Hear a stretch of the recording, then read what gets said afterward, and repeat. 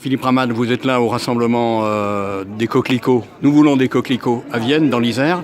Vous êtes militant de Demain à Vienne, vous vous intéressez à la mobilité, à plein de choses sur l'agglomération. Est-ce qu'il y a un lien en typo justement entre les questions de mobilité, de transport, de mieux vivre à Vienne et puis la question des coquelicots? À mon avis, le lien il est transversal entre tout ça parce que tout est lié comme chacun le sait, ou en tout cas j'espère que chacun comprendra que tout est lié. Aujourd'hui je milite pour Nous voulons des coquelicots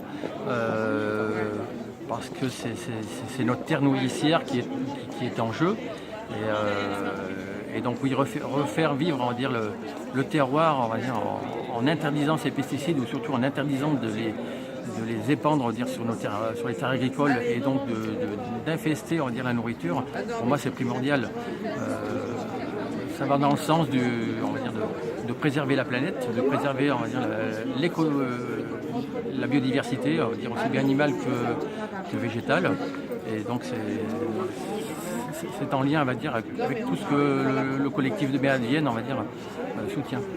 Alors les initiateurs de ce mouvement, Verret et Nicolino, invitent à un rassemblement tous les mois devant les hôtels de ville de les mairies de chaque grande ville. Ici donc on est à Vienne. Est-ce que ça veut dire qu'un jour ou l'autre vous allez interpeller les élus par rapport à ces questions-là?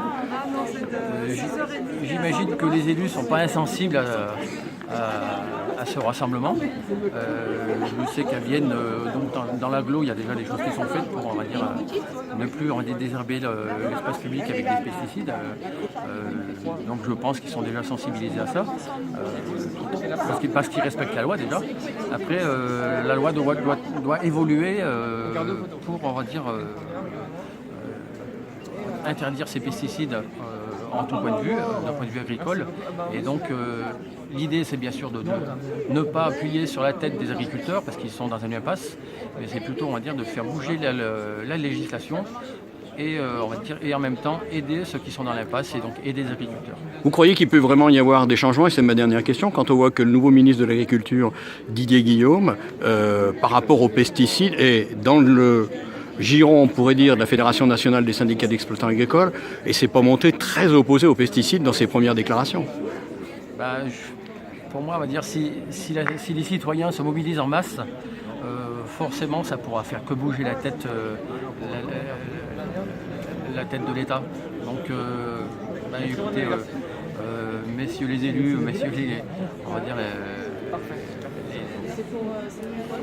donc ils sont à la tête de l'État, écoutez les citoyens, écoutez-nous, l'avenir de la planète est en jeu.